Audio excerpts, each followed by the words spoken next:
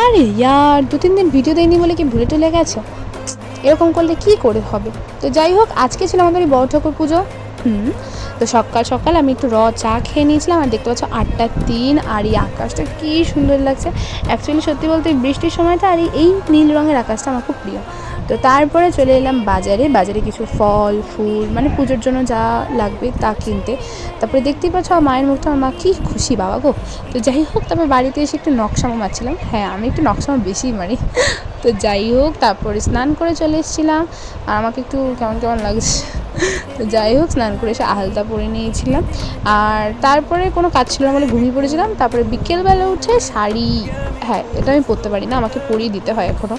তো আমার একটা দিদুন এই শাড়িটা পরিয়ে দিল, দেখতেই পাচ্ছ কি মিষ্টি মিষ্টি লাগছে। হ্যাঁ, আমাকে মিষ্টিওয়ালার কেউ নেই।